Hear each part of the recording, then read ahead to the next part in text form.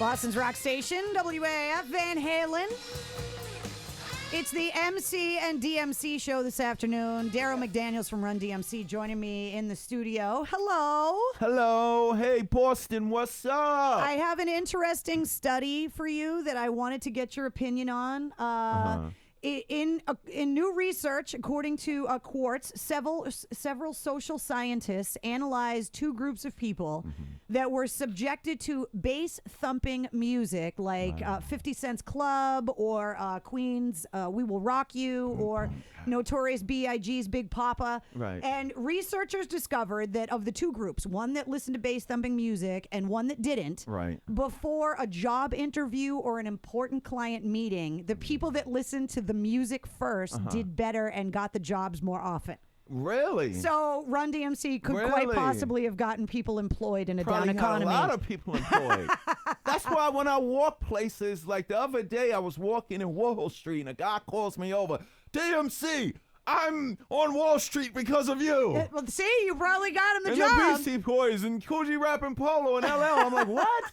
That's probably it. Wow, that's really scientific stuff. But you're transitioning from your music career into a whole new outlet of creativity known as the comic book. Yes, yes. Now, you just got back from the Comic-Con in California. Yes, to San Diego when your sister always goes to, Yeah, right? my sister goes every year. She's one of those nerds in the costumes. Right. Tell me how crazy Comic-Con is, because everybody that I've ever talked to that's gone said it's unlike anything they've ever seen. Put it like this, it's all Comic-Cons on steroids.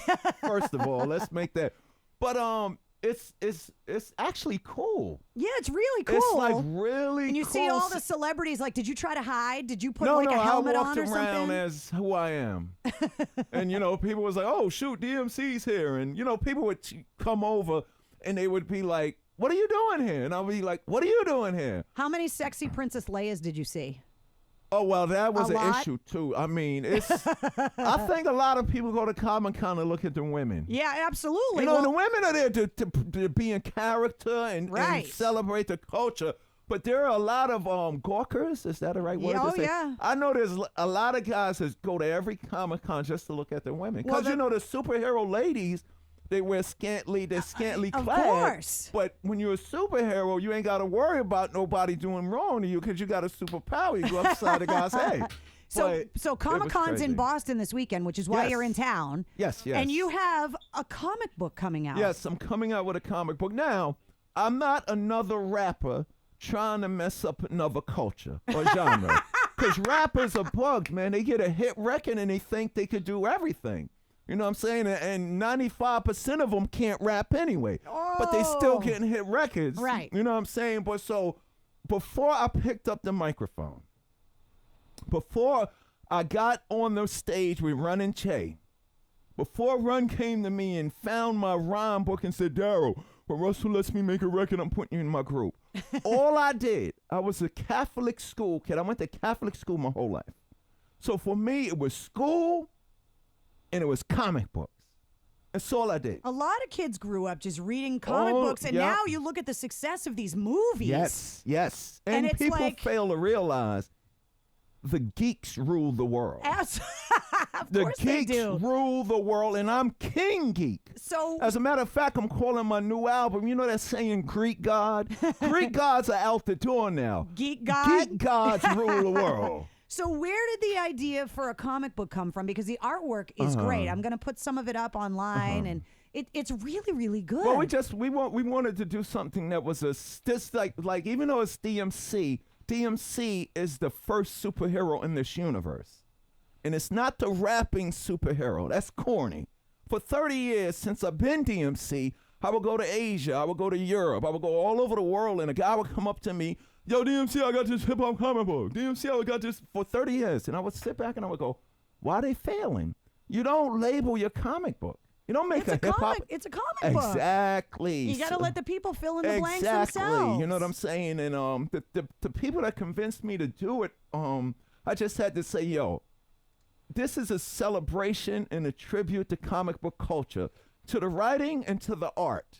And the reason why I decided to start with me as the character is Chris Rock, about 7 or 8 years ago, they did this thing in Rolling Stone magazine where they asked celebrities and writers, what's so cool about Run-D.M.C. They wanted to find out what's so cool about me, Running J.